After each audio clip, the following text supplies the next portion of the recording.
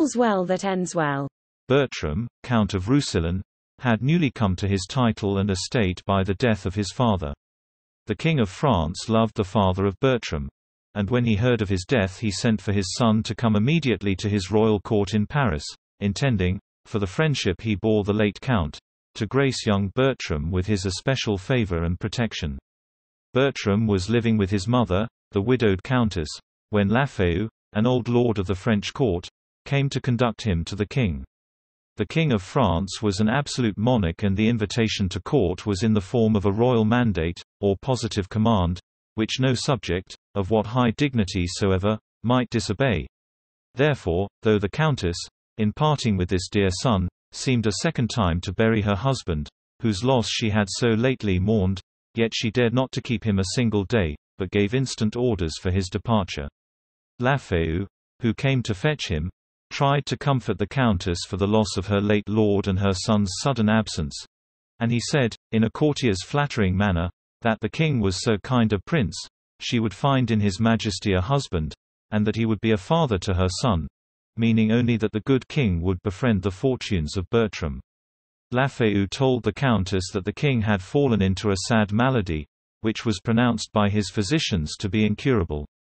The lady expressed great sorrow on hearing this account of the king's ill health, and said she wished the father of Helena, a young gentlewoman who was present in attendance upon her, were living, that she doubted not he could have cured his majesty of his disease. And she told Lafew something of the history of Helena, saying she was the only daughter of the famous physician, Gerard de Narbonne, and that he had recommended his daughter to her care when he was dying, so that since his death she had taken Helena under her protection. Then the Countess praised the virtuous disposition and excellent qualities of Helena, saying she inherited these virtues from her worthy father. While she was speaking, Helena wept in sad and mournful silence, which made the Countess gently reprove her for too much grieving for her father's death. Bertram now bade his mother farewell. The Countess parted with this dear son with tears and many blessings, and commended him to the care of Lafew, saying, "Good my lord, advise him, for he is an unseasoned courtier." Bertram's last words were spoken to Helena, but they were words of mere civility, wishing her happiness, and he concluded his short farewell to her with saying, "Be comfortable to my mother, your mistress, and make much of her." Helena had long loved Bertram, and when she wept in sad and mournful silence, the tears she shed were not for Gerard de Narbonne. Helena loved her father, but in the present feeling of a deeper love, the object of which she was about to lose, she had forgotten the very form and features of her dead father, her imagination presenting no image to her mind but Bertram's. Helena had long loved Bertram, yet she always remembered that he was the Count of Roussillon, descended from the most ancient family in France. She of humble birth, her parents of no note at all, his ancestors all noble, and therefore she looked up to the high-born Bertram as to her master and to her dear lord, and dared not form any wish but to live his servant, and, so living, to die his vassal. So great the distance seemed to her between his height of dignity and her lowly fortunes that she would say, "It were all one that I should love a bright particular star, and think to wed it. Bertram is so far above me." Bertram's absence filled her eyes with tears and her heart with sorrow. For though she loved without hope, yet it was a pretty comfort to her to see him every hour, and Helena would sit and look upon his dark eye, his arched brow, and the curls of his fine hair till she seemed to draw his portrait on the tablet of her heart, that heart too capable of retaining the memory of every line in the features of that loved face. Gerard de Narbonne, when he died, left her no other portion than some prescriptions of rare and well-proved virtue, which, by deep study and long experience in medicine, he had collected as sovereign and almost infallible remedies. Among the rest there was one set down as an approved medicine for the disease under which Lafew said the king at that time languished, and when Helena heard of the king's complaint, she, who till now had been so humble and so hopeless, formed an ambitious project in her mind to go herself to Paris and undertake the cure of the king. But though Helena was the possessor of this choice prescription, it was unlikely, as the king as well as his physicians was of opinion that his disease was incurable, that they would give credit to a poor unlearned virgin if she should offer to perform a cure. The firm hopes that Helena had of succeeding, if she might be permitted to make the trial, seemed more than even her father's skill warranted, though he was the most famous physician of his time. For she felt a strong faith that this good medicine was sanctified by all the luckiest stars in heaven to be the legacy that should advance her fortune, even to the high dignity of being Count Rousselin's wife. Bertram had not been long gone when the Countess was informed by her steward that he had overheard Helena talking to herself, and that he understood, from some words she uttered, she was in love with Bertram and thought of following him to Paris. The Countess dismissed the steward with thanks, and desired him to tell Helena she wished to speak with her. What she had just heard of Helena brought the remembrance of days long past into the mind of the Countess. Those days, probably, when her love for Bertram's father first began. And she said to herself, "Even so it was with me when I was young. Love is a thorn that belongs to the rose of youth. For in the season of youth, if ever we are nature's children, these faults are ours, though then we think not they are faults." While the Countess was thus meditating on the loving errors of her own youth, Helena entered, and she said to her, "Helena, you know I am a mother to you." Helena replied, "You are my honorable mistress. You are my daughter," said the Countess again. "I say I am your mother. Why do you start and look pale at my words?" With looks of alarm and confused thoughts, fearing the Countess suspected her love, Helena still replied, "Pardon me, madam, you are not my mother. The Count Roussillon cannot be my brother, nor I your daughter." "Yet, Helena," said the Countess, "you might be my daughter-in-law. And I am afraid that is what you mean to be. The words mother and daughter so disturb you." "Helena, do you love my son?" "Good madam, pardon me," said the affrighted Helena. Again the Countess repeated her question. "Do you love my son? Do not you love him, madam?" said Helena. The Countess replied, "Give me not this evasive answer, Helena. Come, come, disclose the state of your affections, for your love has to the full appeared." Helena, on her knees now, owned her love, and with shame and terror implored the pardon of her noble mistress.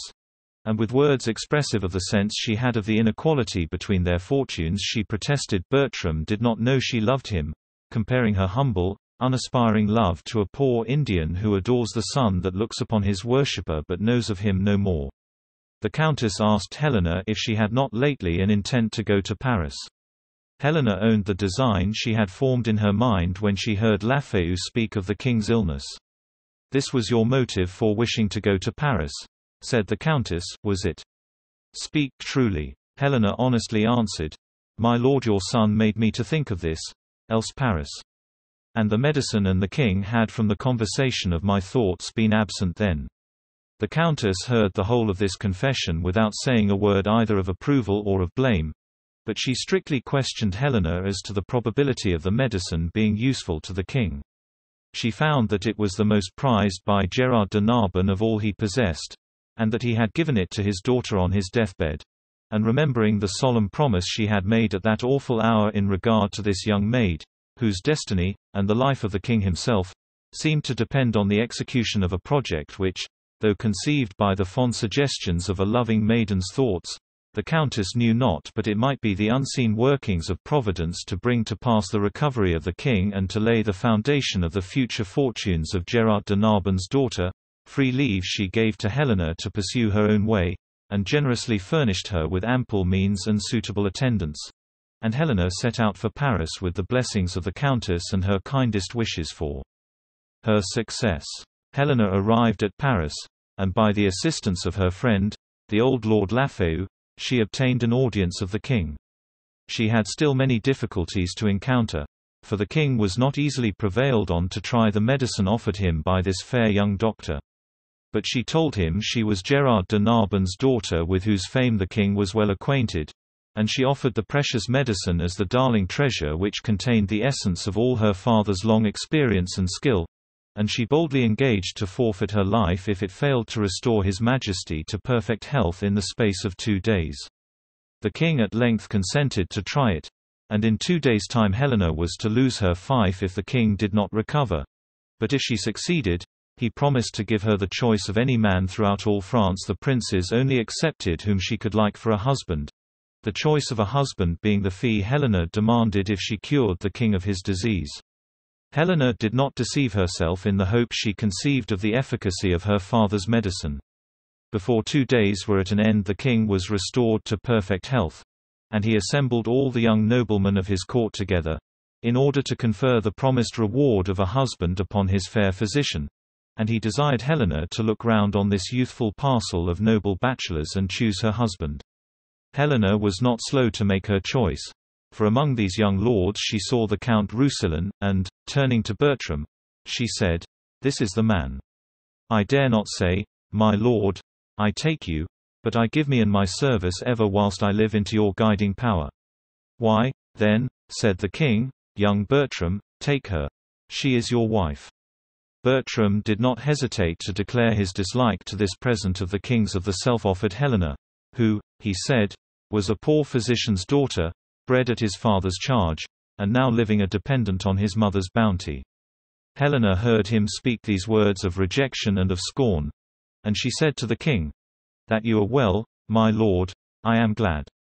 Let the rest go." But the king would not suffer his royal command to be so slighted, for the power of bestowing their nobles in marriage was one of the many privileges of the kings of France, and that same day Bertram was married to Helena, a forced and uneasy marriage to Bertram, and of no promising hope to the poor lady, who, though she gained the noble husband she had hazarded her life to obtain, seemed to have won but a splendid blank, her husband's love not being a gift in the power of the King of France to bestow. Helena was no sooner married than she was desired by Bertram to apply to the king for him for leave of absence from court, and when she brought him the king's permission for his departure, Bertram told her that he was not prepared for this sudden marriage, it had much unsettled him, and therefore she must not wonder at the course he should pursue. If Helena wondered not, she grieved when she found it was his intention to leave her. He ordered her to go home to his mother. When Helena heard this unkind command, she replied, "Sir, I can nothing say to this but that I am your most obedient servant, and shall ever with true observance seek to eke out that desert wherein my homely stars have failed to equal my great fortunes." But this humble speech of Helena's did not at all move the haughty Bertram to pity his gentle wife, and he parted from her without even the common civility of a kind farewell. Back to the Countess then Helena returned. She had accomplished the purport of her journey, she had preserved the life of the king, and she had wedded her heart's dear lord, the Count Roussillon, but she returned back a dejected lady to her noble mother-in-law, and as soon as she entered the house she received a letter from Bertram which almost broke her heart. The good Countess received her with a cordial welcome, as if she had been her son's own choice and a lady of a high degree, and she spoke kind words to comfort her for the unkind neglect of Bertram in sending his wife home on her bridal day alone. But this gracious reception failed to cheer the sad mind of Helena, and she said, "Madam, my lord is gone, forever gone."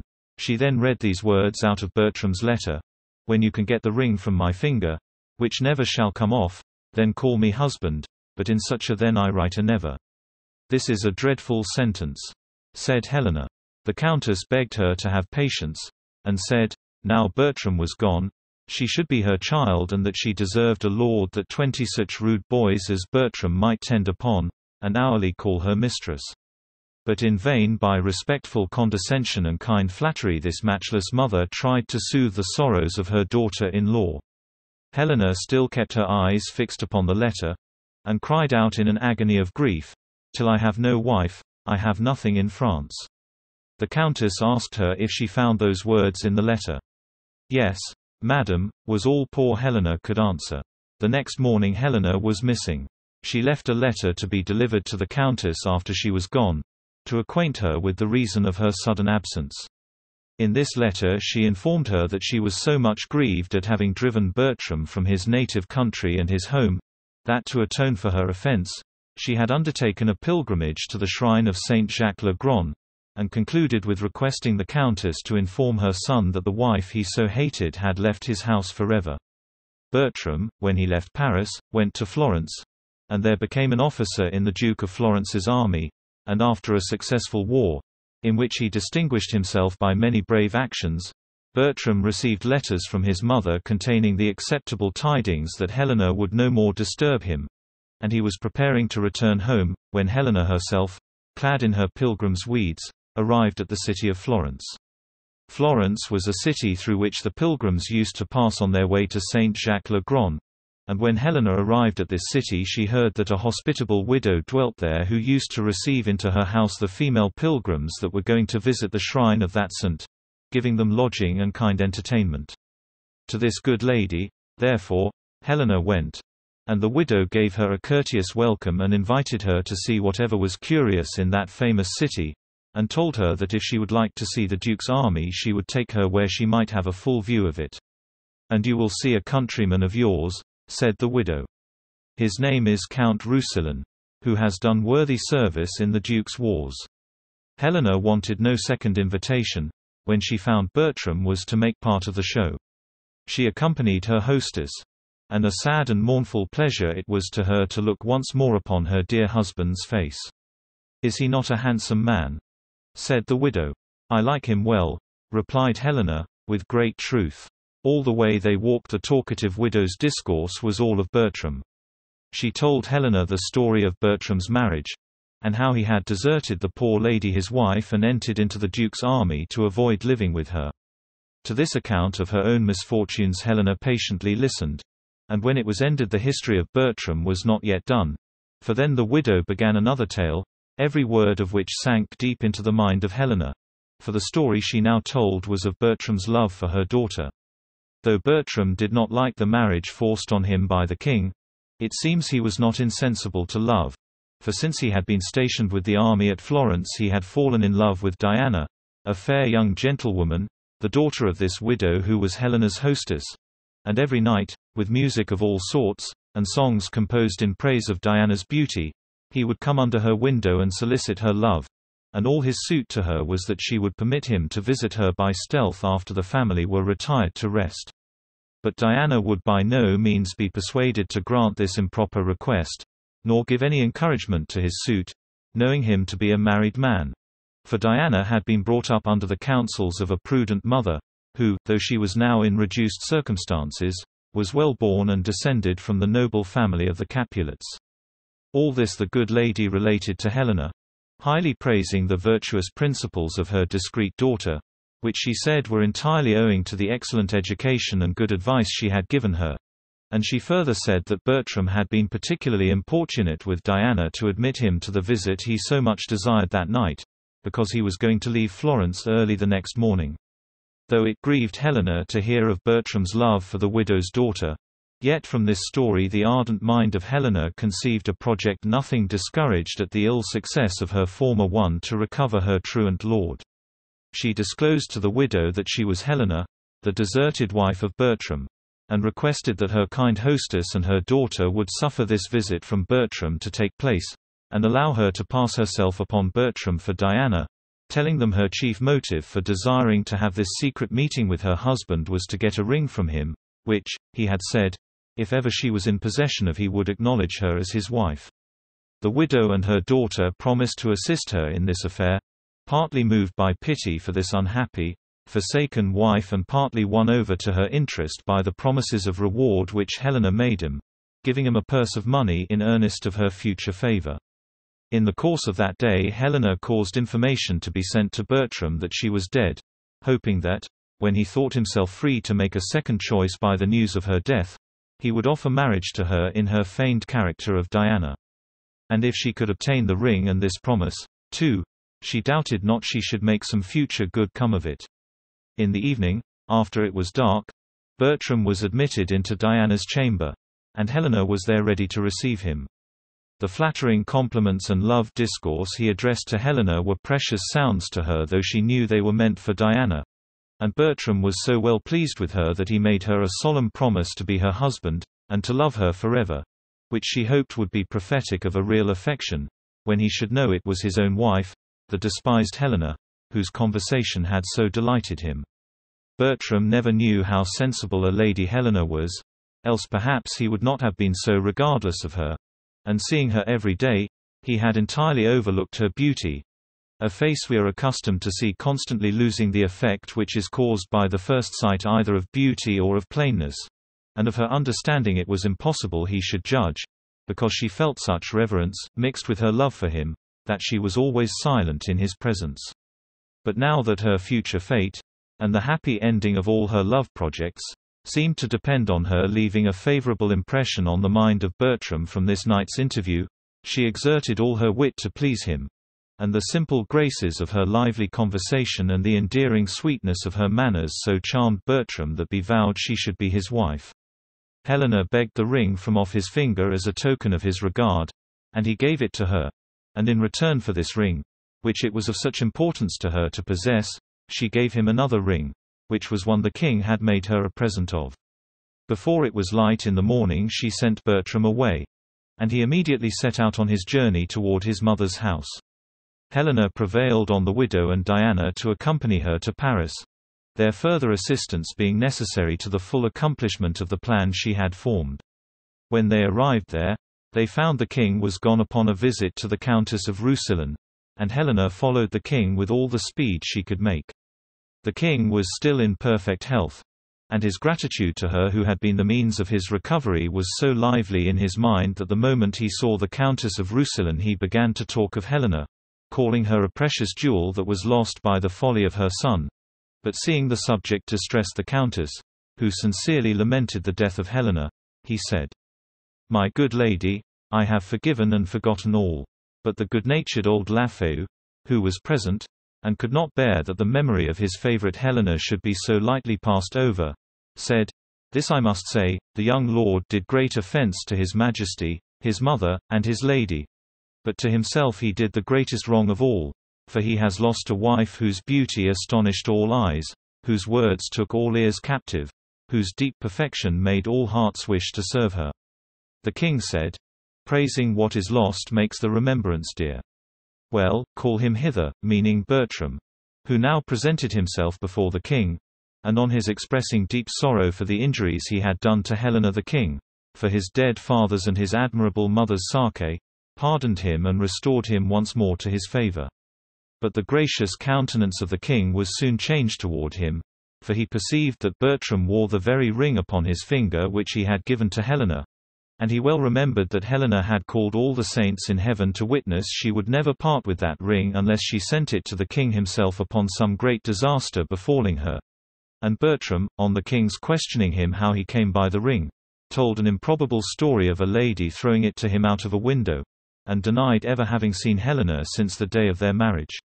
The king, knowing Bertram's dislike to his wife, feared he had destroyed her, and he ordered his guards to seize Bertram, saying, "I am wrapped in dismal thinking, for I fear the life of Helena was foully snatched." At this moment Diana and her mother entered and presented a petition to the king, wherein they begged His Majesty to exert his royal power to compel Bertram to marry Diana, he having made her a solemn promise of marriage. Bertram, fearing the king's anger, denied he had made any such promise, and then Diana produced the ring which Helena had put into her hands to confirm the truth of her words, and she said that she had given Bertram the ring he then wore, in exchange for that, at the time he vowed to marry her. On hearing this the king ordered the guards to seize her also, and, her account of the ring differing from Bertram's, the king's suspicions were confirmed, and he said if they did not confess how they came by this ring of Helena's they should be both put to death. Diana requested her mother might be permitted to fetch the jeweler of whom she bought the ring, which, being granted, the widow went out, and presently returned, leading in Helena herself. The good Countess, who in silent grief had beheld her son's danger, and had even dreaded that the suspicion of his having destroyed his wife might possibly be true, finding her dear Helena, whom she loved with even a maternal affection, was still living, felt a delight she was hardly able to support. And the king, scarce believing for joy that it was Helena, said, "Is this indeed the wife of Bertram that I see?" Helena, feeling herself yet an unacknowledged wife, replied, "No, my good lord. It is but the shadow of a wife you see, the name and not the thing." Bertram cried out, "Both, both! Oh pardon, oh my lord," said Helena, "when I personated this fair maid I found you wondrous kind.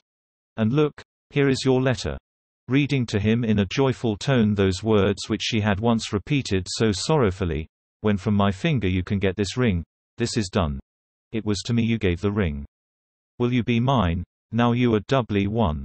Bertram replied, If you can make it plain that you were the lady I talked with that night, I will love you dearly, ever, ever dearly." This was no difficult task, for the widow and Diana came with Helena to prove this fact. And the king was so well pleased with Diana for the friendly assistance she had rendered the dear lady he so truly valued for the service she had done him that he promised her also a noble husband, Helena's history giving him a hint that it was a suitable reward for kings to bestow upon fair ladies when they perform notable services. Thus Helena at last found that her father's legacy was indeed sanctified by the luckiest stars in heaven. For she was now the beloved wife of her dear Bertram, the daughter-in-law of her noble mistress, and herself the Countess of Roussillon.